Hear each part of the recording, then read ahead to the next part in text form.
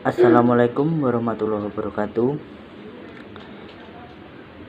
Kami dari kelompok 2 akan mempresentasikan materi bab 2, yaitu Al-Quran sebagai sumber ajaran Islam.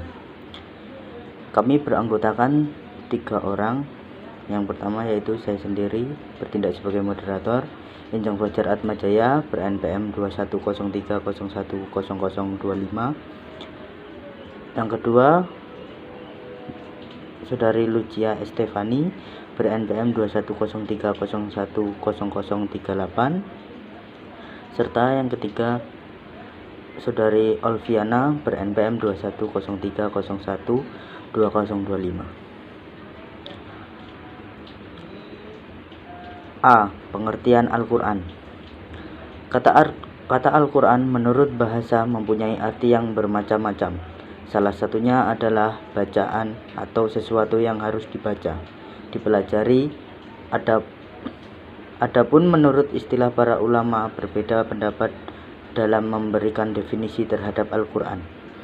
Ada yang mengatakan bahwa Al-Quran adalah kalam Allah yang bersifat mukjizat yang diturunkan kepada Nabi Muhammad SAW melalui perantara Jibril dengan lafal dan maknanya dari Allah Subhanahu wa Ta'ala, yang dinuklikan secara mutawatir.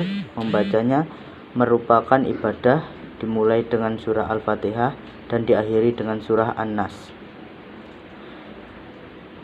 Dari beberapa definisi yang disebutkan, dapat dikatakan bahwa unsur-unsur utama yang melekat pada Al-Quran adalah A. Kalamullah, B. Diturunkan kepada Nabi Muhammad, C. Melalui malaikat Jibril, D. Berbahasa Arab, dan E. menjadi mukjizat Nabi Muhammad. Berfungsi sebagai hidayah atau petunjuk ataupun pembimbing bagi manusia. Dari penjelasan di atas dapat ditarik suatu pengertian bahwa Al-Quran ialah wahyu yang diturunkan oleh Allah Subhanahu wa Ta'ala kepada Nabi Muhammad SAW melalui perantara malaikat Jibril dengan bahasa Arab, sebagai mukjizat Nabi Muhammad yang diturunkan secara mutawatir untuk dijadikan petunjuk dan pedoman hidup bagi setiap umat Islam yang ada di muka bumi. Selanjutnya materi yang kedua akan dibacakan oleh Saudari Lucia Estefani. Assalamualaikum warahmatullahi wabarakatuh. Nama saya Lucia Estefani. Saya akan menjelaskan poin B, periodisasi turunnya Al-Quran. Al-Quran mulai diturunkan kepada Nabi ketika sedang bersolat di Gua Hira pada malam Isnin bertepatan dengan tanggal 17 Ramadan pada tahun 41 dari kelahiran Nabi Muhammad SAW, 6 Agustus 610 Masehi, sesuai dengan kemuliaan dan kebesaran Al-Quran. Allah jadikan malam permulaan turunnya Al-Quran itu malam Al-Qadar, yaitu malam yang penuh kemuliaan. Al-Quran Al-Karim terdiri dari 30 juz, 114 surat, dan susunannya ditentukan Allah Subhanahu wa Ta'ala dengan cara takfifi, tidak menggunakan metode sebagaimana metode penyusunan buku ilmiah. Buku ilmiah yang membahas satu masalah selalu menggunakan satu metode tertentu. Metode ini tidak terdapat dalam Al-Quran Al-Karim yang di dalamnya banyak persoalan induk silih berganti diterangkan. Periode pertama, diketahui bahwa Nabi Muhammad SAW pada awal turunnya wahyu pertama itu belum dilantik menjadi Rasul. Dengan wahyu pertama itu, beliau baru merupakan seorang Nabi yang tidak ditugaskan untuk menyampaikan wahyu-wahyu yang diterimanya. Dengan adanya firman Allah surat Al-Mutadatsir ayat 1-2, yang artinya wahai yang berselimut, bangkitlah dan beri peringatan. Periode ini berlangsung sekitar 4-5 tahun. Telah menimbulkan bermacam-macam reaksi di kalangan masyarakat Arab di kala itu. Reaksi-reaksinya yang nyata dalam 3 hal, yaitu yang pertama, segolongan kecil dari mereka menerima dengan baik ajaran Al-Quran. Yang kedua, sebagian besar dari mereka tertentu menolak ajaran Al-Quran karena kebodohan mereka.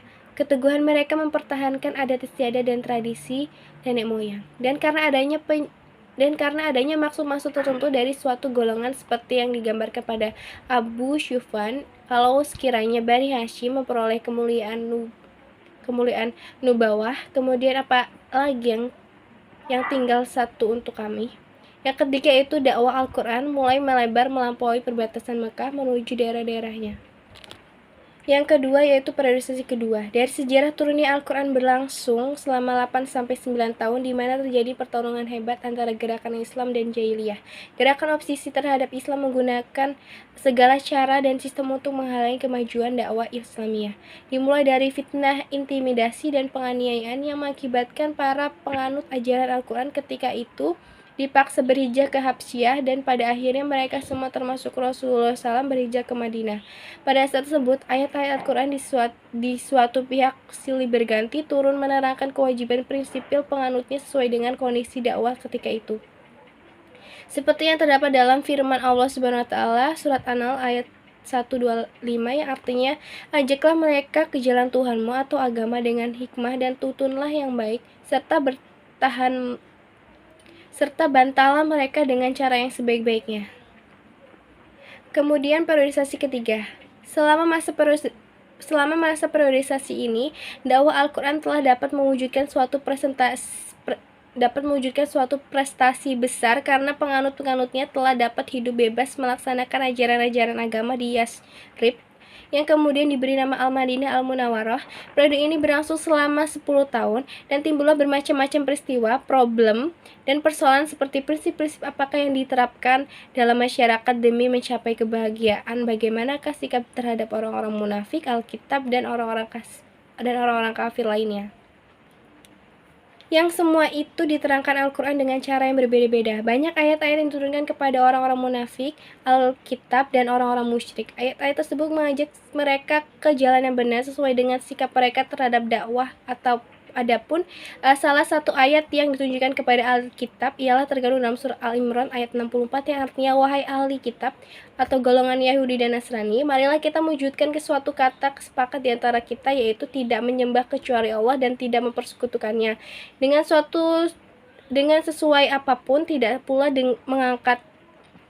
mengangkah sebagai dari kita Tuhan yang bukan Allah.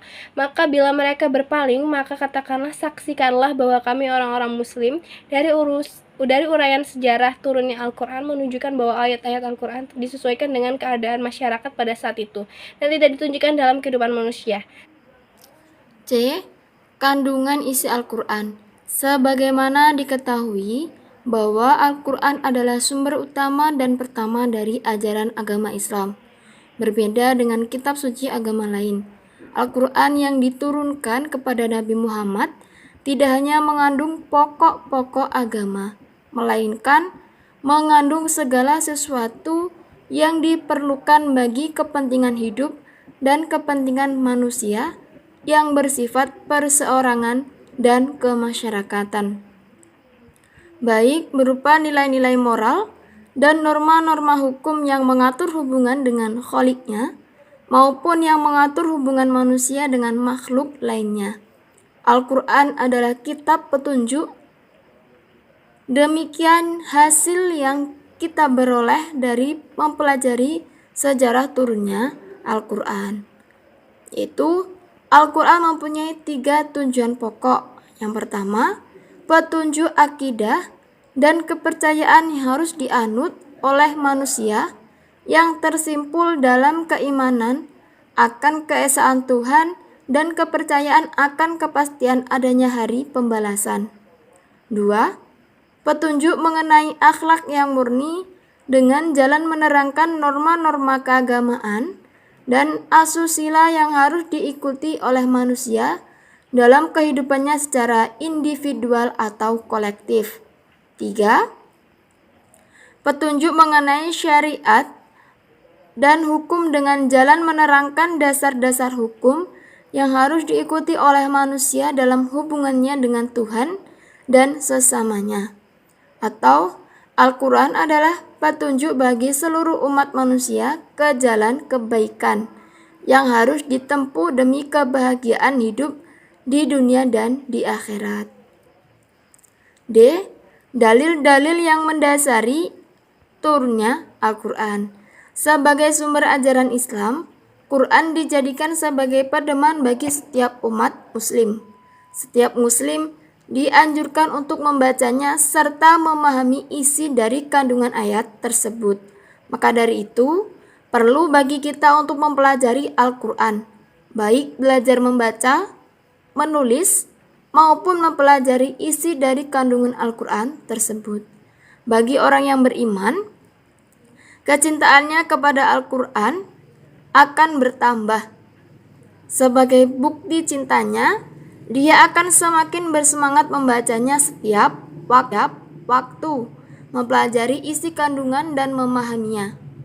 Selanjutnya, akan mengamalkan Al-Quran dalam kehidupannya sehari-hari, baik dalam hubungan dengan Allah maupun dengan lingkungan sekitarnya. Allah berfirman dalam surat Al-Isra ayat 82 yang artinya, dan kami turunkan dari Al-Quran sesuatu yang menjadi penawar dan rahmat bagi orang yang beriman. Sedangkan bagi orang yang zalim, Al-Quran itu hanya akan menambah kerugian. Cukup sekian yang dapat kami sampaikan. Terima kasih.